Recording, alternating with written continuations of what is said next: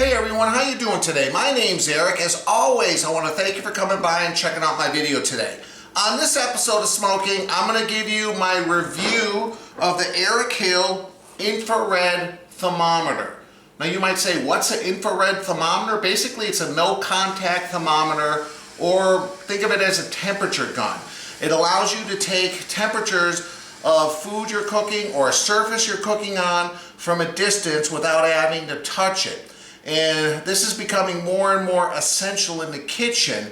Obviously, this isn't going to replace, an instant read, because this is going to give you the internal temperature, which is very important. But a lot of times when you're cooking, and here's a classic example, I love cooking on my Blackstone griddle, but I don't know what temperature it is. It has a knob, low, medium, and high. Well, if I turn all of them on high, what is the temperature of my griddle as compared to medium or compared to low? Or maybe I have the outer ones on high and the inner ones at low, trying to create some cooking zones. You know, it could get really confusing, and you can either overcook or undercook your food if you don't know what the proper temperature is. So I think this is going to come in real handy to have around the house. And there's also a lot of other uses. A lot of mechanics use this when they work on cars, or if you're checking out like maybe insulation around a door or a window, you can kind of measure the temperature and say, oh, there's a draft coming in here, and so forth. So there's a lot of uses besides cooking. But what I'm going to do today is show you how it works specifically for cooking. And in full disclosure, Erickhill reached out to me and sent me this. So they sent me this free of charge to do a review. So I'm going to tell you that up front, full disclosure. And I told them I'd be happy to do it, but I'm going to give them my honest opinion, both good and bad. So stick around. I'm going to take it out of the box. We're going to do some temperature readings, and I'm going to tell you what I really think. Let's get cooking.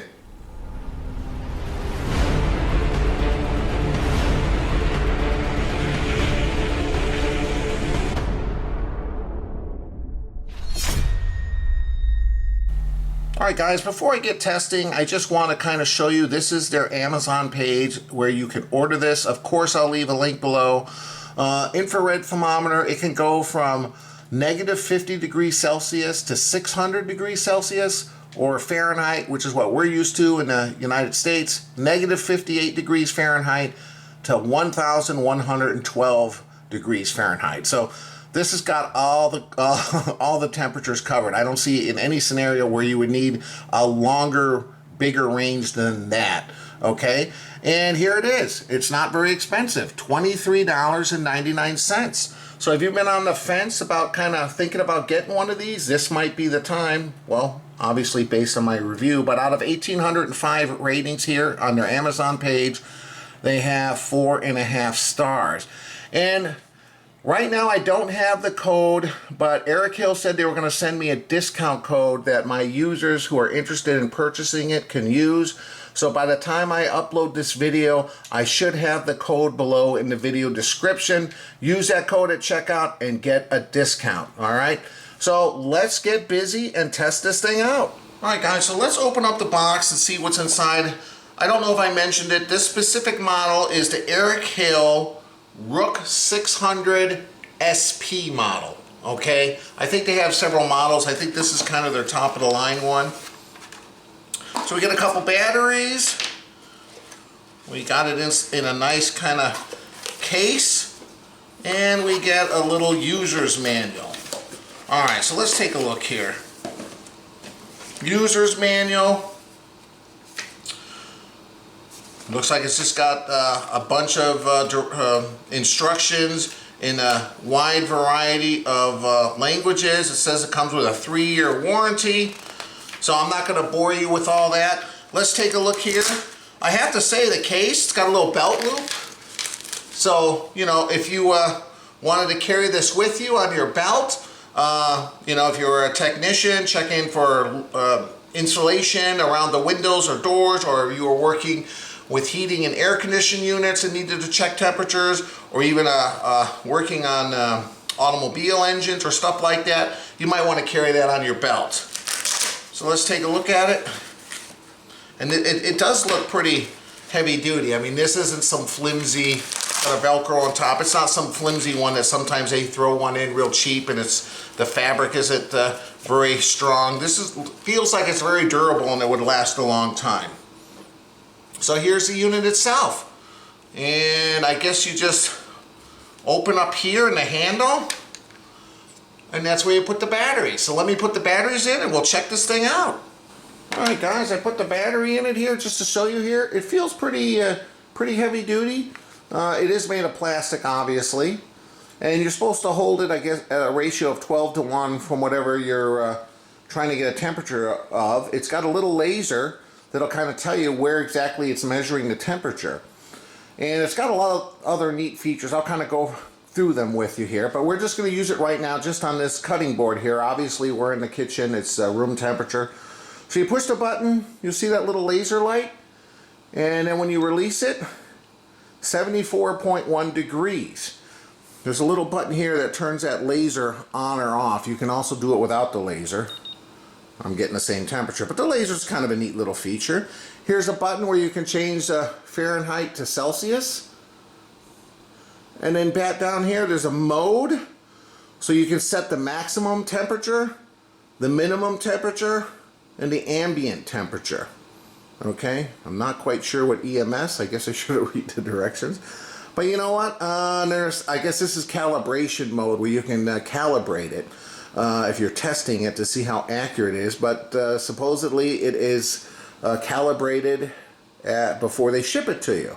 Okay, anyway, let's do some things that I know we can get an accurate reading. One thing that a lot of people use to test this would be with liquid. So in the kitchen, this would come in handy with stews or soups. Maybe you're a chef and you have a buffet and you have food sitting out in trays. You want to be able to make sure the food is warm enough so it's outside the danger zone. So let me get a glass of ice water and we'll do that first and see how accurate this is. Alright guys, so here is a glass of ice water. Now ice water is supposed to be around 32 degrees. That's the temperature when water gets frozen, okay? So I just filled it up with ice. I filled it in with water. I'm going to give this a quick stir because we just want to make sure the temperature is even. And now let's first test it with my instant read, just to kind of get a base point. So obviously you want to try to... Okay, so obviously it's not going to be exactly 32 because then everything would be frozen. So we got 34, 35. I guess it's going to be a little bit of variance. You know, obviously I think the accuracy of this is maybe within a half a degree. So I'm not too concerned with that. Well, let's say between 33 and 34 degrees is what I'm looking at now. Now 33.6. Okay, so let's see what the infrared says. And I guess you're supposed to do it at a 90-degree angle. So I'm going to go just like this. Well, this is saying 36.3. Let's try another one. 35.2. Let's do white on the ice cube. 35.2. Let's do this one now again. Stick it on the ice cube. Yeah, 34.1. Okay, so you know what? I don't know which one's off, but they're both within like a degree of each other. So I think that's pretty accurate. Now, one thing, if you're familiar with my channel, you know I like to do is sous vide cooking. So I just plugged in my sous vide machine. I'm heating up a water bath to 135 degrees. Let's go see how this works with a hot liquid. Alright, here we are with my ANOVA. I set the temperature to 135 degrees. It's telling me right now the current temperature is 135.1. So first let's test it with the instant read and see how close we are. 135.1. Look at that. Obviously you might get a little bit of variance depending on where in the water. 134.9, but you know what? That looks like it's pretty accurate. Now the big test. Let's try the instant read. Let's try this. 137.3. Now the thing is too that 136. Okay, that's a little bit closer. The thing is too, you have to be careful where you shoot the laser, because seeing that it's a clear liquid, I don't know if it's going and getting a temperature. Maybe if it hits the side of the pot or the bottom of the pot, which might have a different temperature, because this is I'm not even sure what this is, stainless steel, this pot. So it might conduct temperature a little bit different than the water itself. So you got to kind of bear that in mind. So yeah, 139.1, 136.9. Let me try to do it kind of sideways. 136.8.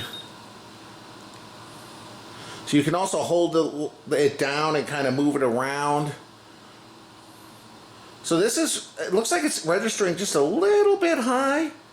136, 137, 136. But you know what? To me, this obviously, it's not going to be life or death when I use this. It's just to get a general idea of how hot a surface is. This will come in handy if you're trying to heat a saute pan, or even if you want to check out the external temperature of whatever food you're cooking. So I have to say, for the price of this, and to have it around just in your arsenal of something that you could use on the fly to check the temperature of stuff that normally you're unable to check, this is pretty handy, and especially for the price, you know. So let me come back, I'll give you my final thoughts. Alright guys, so here are my final thoughts. I have never owned one of these, but I think it's pretty cool. I think it's a nice modern technology to have in your cooking arsenal to guarantee you get good results. Or like I said, make sure the food you're serving your family and friends, or if you're in the business, a buffet, your customers, you have to make sure that the food is a certain temperature so people don't get sick. This also, I just thought of, would be great if you got one of those pizza ovens. Pizza ovens seem to be all the rage right now. And you know, you fire that thing up, you turn it on high. Some of them say they can get all the way up to 900 degrees. How accurate is that? Having something like this will really help you determine what the exact temperature is, and then you can adjust it up or down accordingly based on what you're trying to achieve. So for that reason, and for the price point, I think everyone should have one of these, particularly if you like to cook like I do, and if you have a griddle, I think it'll come in extra handy. Or like I said, the other uses, you know, industrial uses for, you know, ventilation, whether you want to check the temperature of stuff in your car engine or in your water heater, things like that. And the fact that you don't have to touch it with your hands, something that's really hot, I mean, this goes over 1,000 degrees, you can get accurate temperatures. So to me, it's a no-brainer. And for the price point, I mean, come on. Is it going to replace your instant read? No, it's never going to replace your instant read, but it's not designed to replace your instant read. It's designed to take the surface temperature of whatever you're trying to see how hot or cold it is. So, you know what? I would highly recommend getting it. Of course, I'm going to have to use it more and more, and you know, I might update my review down the line. But hey, I would certainly recommend it for the price point to pick one of these up. It'd be a great addition to your cooking tools and arsenal.